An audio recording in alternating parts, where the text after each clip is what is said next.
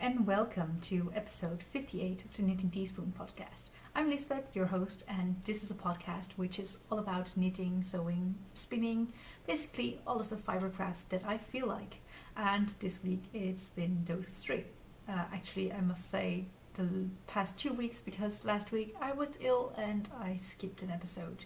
Thank you so much for joining me. It really means a lot that you take some time out of your day and spend it with me. It really, really means a lot. So let's get right into the content, I guess, of this episode. Let me just have a quick mention of what I'm wearing to get any elephants out of the room. I am wearing an Agnes top. That is this shirt that I've sewn, I think, about a year ago. And it's patterned by Tilly in the buttons, and I don't know what the fabric is from, but it is all covered in, well, marine theme with the jellyfish and the crabs and the sharks and whales and what have you, all kinds of sea creatures, and I love those. And on top of that, I am wearing a shirt, or we would call this a hemd in Dutch, but it's a top that I've knit last year out of some mystery yarn that was given to me in exchange for a cake. I went to a knit group and we would be in a bar and you could order a cake with your drinks there. So I traded a piece of cake for a cake of yarn. And I got this yarn already caked up, no label or whatever. But the owner said that it wasn't really her color and that she knew that it was my color, and it definitely is. So it was a very nice exchange and a nice memory of her. So thank you if you're watching. I doubt you are, but anyway, it's very nice to have made this top out of it. And it's a pattern that I've designed myself. I've actually made a version before that I didn't quite like because the armholes were a bit too big, but this one seems to be better, so I might write up this pattern actually, but I haven't come to that yet, even though I knit this about a year ago as well, so maybe I should. Anyway, so let's get into what I've been doing this week. And first of all, I have a finished object. Actually, it was finished last week because I was planning on giving this to my mom for my mom's birthday, and it is a pair of vanilla socks. It's from my own vanilla sock pattern, which you can find on Ravelry if you're interested. It's called Liesel's Vanilla Sock, Liesel being my nickname.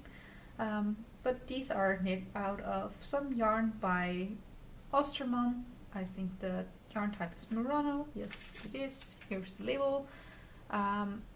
And my mom purchased this yarn a few years ago on holiday in Austria. I was there as well, but she didn't like knitting with it, and she didn't like knitting socks, and she didn't like knitting 2 at a time socks, etc. So I offered to finish the socks for her, which actually meant ripping back all of her work and starting over. But I finished a pair of socks, and I would have given it to my mom for her birthday last weekend because I was ill, I wasn't able to go to my mom's birthday as well. So I still have the socks here to show them, and I will see her soon enough. Anyway, another family meeting. So my socks typically look like this. I don't own any sock blockers, and if I did, I probably would not have sock blockers for sizes that I do not have in my house. Like, I knit a lot of socks for my boyfriend and for myself, but I don't see a point in collecting sock blockers in a suitable size range for a lot of other people.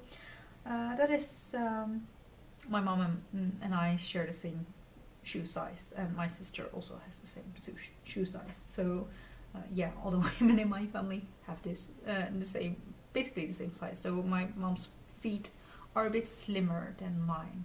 Anyway, so here they are. They're finished. Nothing crazy. I like the barrel pulling effect that it has, but the colors are a bit out of my comfort zone, I guess. I don't think it's ugly or anything. I think it's pretty, but it's just not something that I would wear a lot, I think. Anyway, so that's one pair of socks, and after I finished a pair of socks, I need to cast on a new pair of socks. Yes, I know that I still do have a pair of fishy socks on the go with colorwork, but really my brain didn't feel like knitting long colorwork socks, and I still need to write up the pattern and everything, and I'm at a point that I can start knitting forward again on the second sock. But I just haven't got around to it. I didn't have brain space for it. I've been tired and just not wanting to work on that. And I don't think that there's any point in knitting something that doesn't spark joy or anything. Like, you need to like what you're doing for a hobby, because otherwise it kind of sucks as a hobby. So yeah. Instead I cast on another sock, and this is a sock that I'm knitting half down for a change.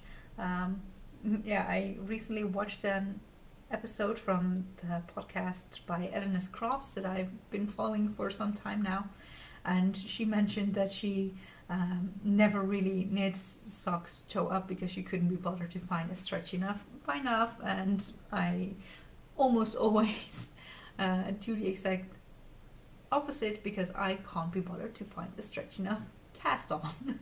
So yeah, and this sock actually was a bit of starting and ripping back and starting over, because I thought that 64 stitch sock would do for me with the needle size that I've chosen, but because of the heavy cabling, or well, it's not really cabling, it's like knit two together, but it's with twisted stitches, and yeah, it really makes it less stretchy in this direction than regular knitting would be. So you can kind of see also that some pieces will stretch more than other pieces. So yeah, I needed the 72 stitch sock, and this is the Nain sock, if I'm pronouncing that correctly. It's Nain. Spelling is always a bit awkward for me in English, because we pronounce the alphabet quite a bit differently in Dutch. But it is a pattern from the Silk Road Socks book by Hunter Hammerson that I purchased a while ago, in the beginning of April, I believe. And yeah, I have wanted to knit this, well, some more intricate socks and some of the socks in this book. And I believe this actually is one of those socks. I will have a quick glance and can see if I can find an image without any serious instructions. Yeah, I believe it should not really be a problem to show this page, because the other page, if you can see any of it, it just contains like how much yardage you would need, or some general pattern info that I believe would also be available on Ravelry. If these socks were available on Ravelry, I don't know. Anyway, so yeah, it's a nice pattern.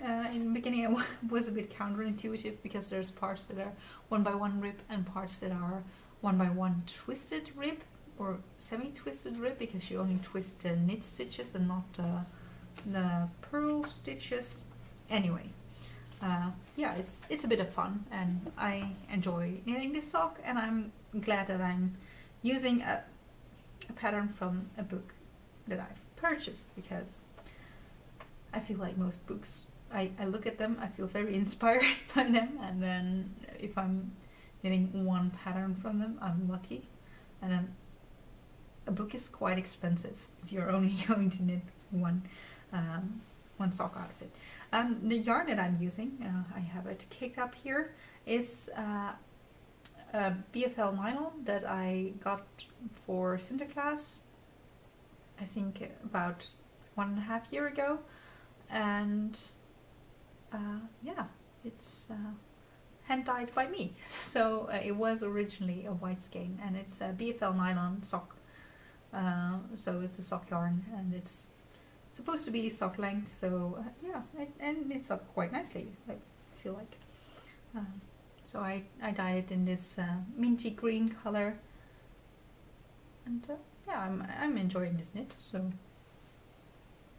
that, I guess that's all I can say about it. It's knit at US double zeros now. So they are my Chowku needles that I'm really happy with that I have. So yeah, and there's a small marker that's the beginning of the round marker. Now I'm also keeping this project, well, not at the moment because I obviously took it out, in this new project bag that was given to me about a week ago, or at least about a week ago I received it, and it is just stunning. I'm so thrilled with it. I didn't see it coming that I would get a bag this pretty. It's just amazing. It's my color, and then also with whales and fish, and well, if you know anything about the clothes that I've been making for myself, most of them have sea creatures on them, except I think for one that has like sheep on it.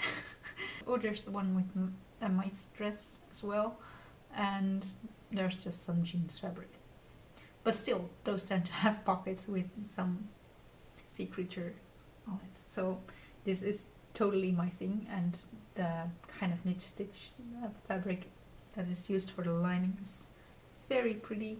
I love it. I'm just over the moon with it, and it's the person who gave it to me said that it was a Californian knitting bag because of all the whales that you would see from the coast of California. So I'm just over the moon that something that just fits so perfectly with me came all the way from California to have a home with me. And yeah, the person who gave it to me made it herself, and I think the stitching is just wonderful. It's nice.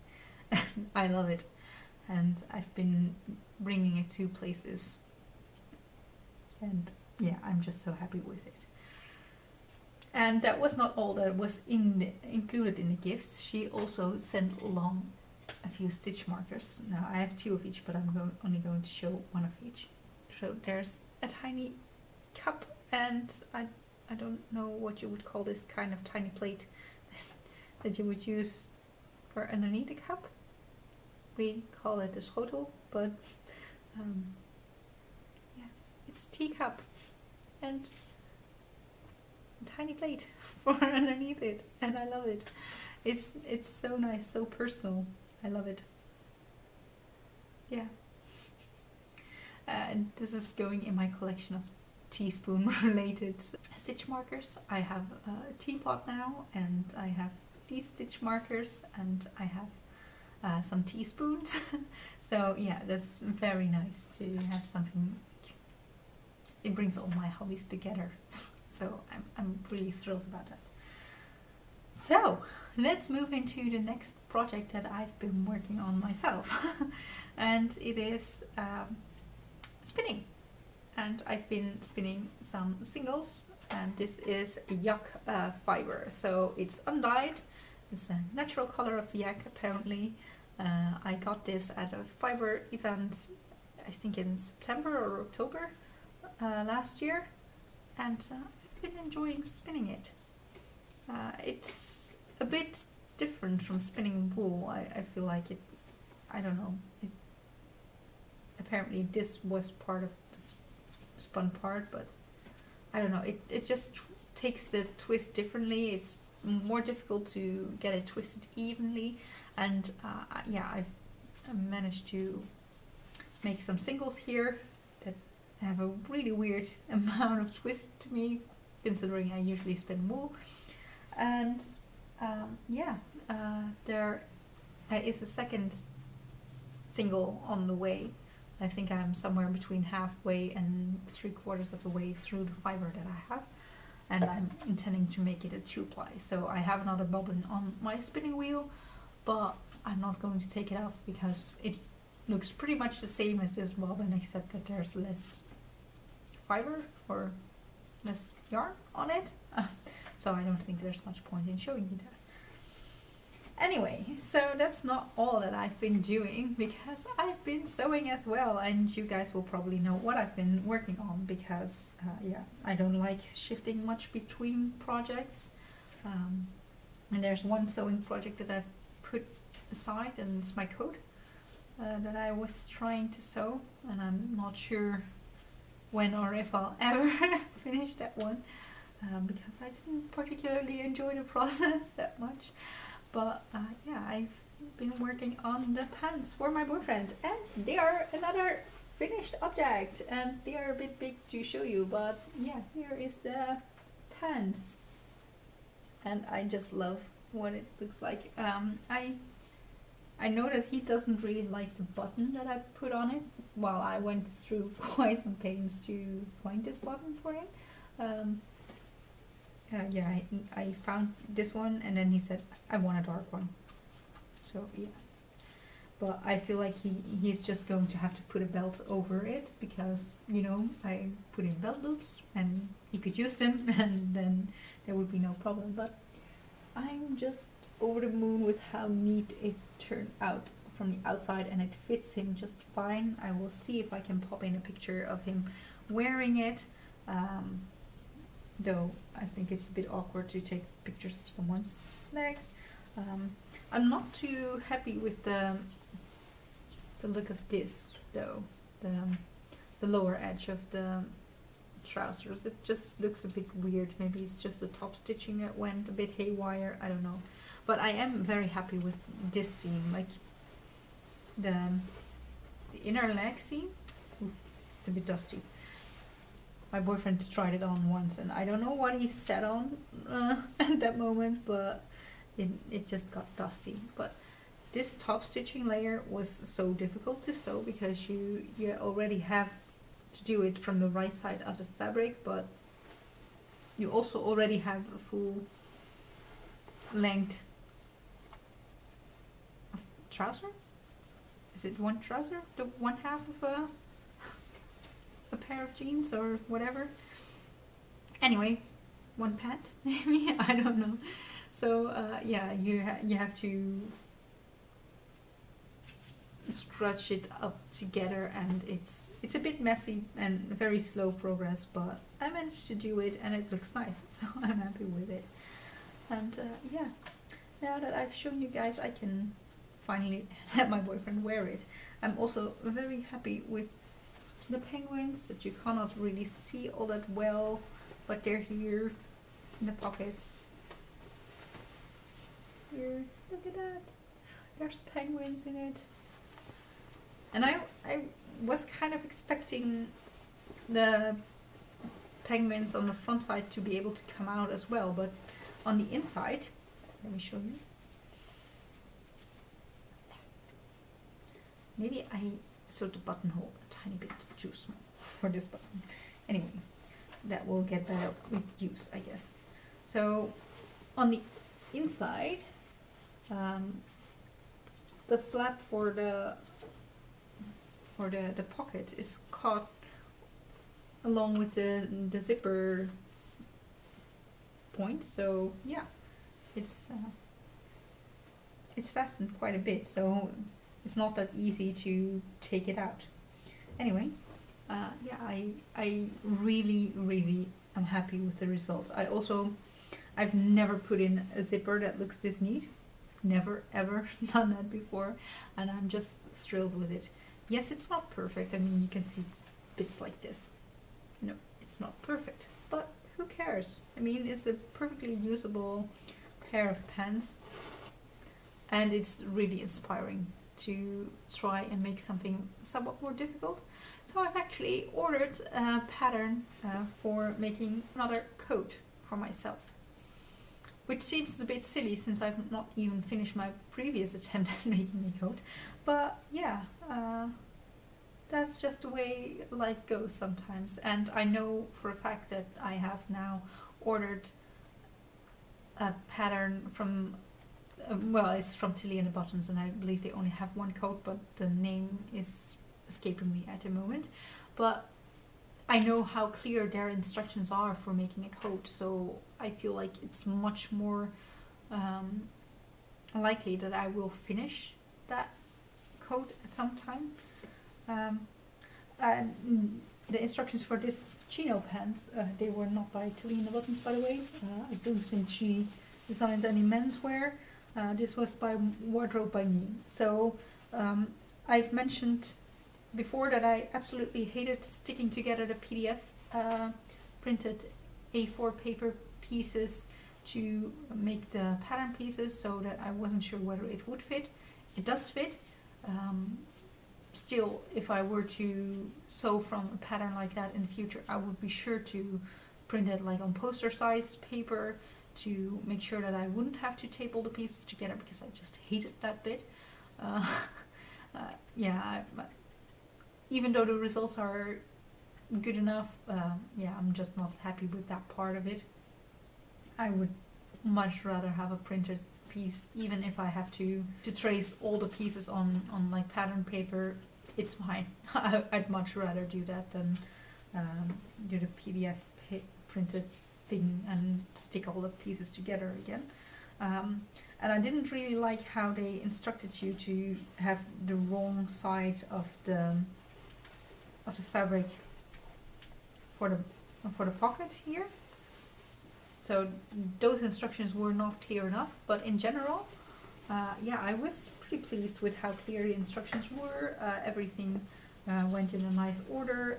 Yes, that also means that sometimes I feel like things could have been made a little bit more efficient, because sometimes you would need to switch between top stitching thread and regular sewing thread a bit more often than I felt like was necessary, and it didn't even always specify which thread to use, so there's some room for improvement. But overall, I'm just very pleased with what this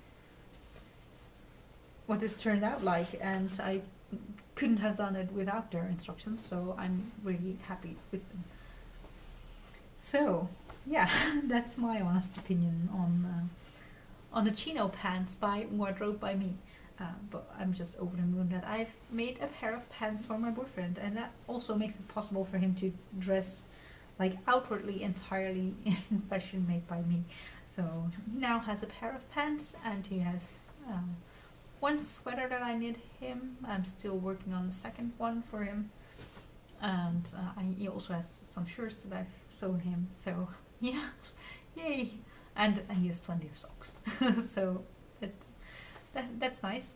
And being a bit in a sewing mood, I continued sewing a bit more, and I've been working on making some project bags. And yeah, here is the project bag that I've been making this week, and I love it. And I actually this happened mostly because I was close to being finished with the pants. They were definitely a project that I would work on for a little bit, trying to figure out exactly what I needed to do it, and then if I had completed like one or two, or maybe 10 steps, I don't know. No, I don't think I've ever done 10 steps at a time. But then I would put it down and wait a bit, take a break from sewing, and get back to it again. And yeah, when I was at the point that I only needed to put in a buttonhole on the front side, I got a message saying, hey, do you want to come over and sew with us tomorrow evening? And I didn't have any other sewing projects going at the moment, so I decided to quickly cut out some pattern pieces to make another project bag and add some interfacing to them. And here is the result of that. So it's an almost finished project bag. It's going to be a drawstring bag, or it already is, but I haven't put in the drawstring yet. And yeah, I haven't closed the lining at the bottom. I don't know to what extent you can see it, but I will need to hand stitch that, because I like the way that looks. If you just hand stitch it, you can kind of seamlessly, well, it's not without a seam obviously, but I think it looks neat, so I like doing that for project bags. And I was sewing this with a friend, and one of them said like, I wouldn't mind receiving that as a birthday gift, knowing full well that her birthday was last week. So yeah, so I said like, oh, then you will have to wait a long time, because it was after her birthday that she said it. But then she said like, well, I haven't received a present yet this year, so yeah, once this is finished, it's going to be a gift for her. So I need to hand stitch this, and I'm not sure if you will see it again, but I don't think it will change that much, so it's an almost finished project. And I love it with little llamas, and I love how this fabric just matches the stripes here. They're similar to the stripes that you can see on the backs of some of the llamas. I can't see the llamas from the back side of the bag, so yeah. But I'm really happy with it. It's a fun little bag. And I can make plenty more because I have more fabric like this. And I like the lining fabric too. It's like dandelions.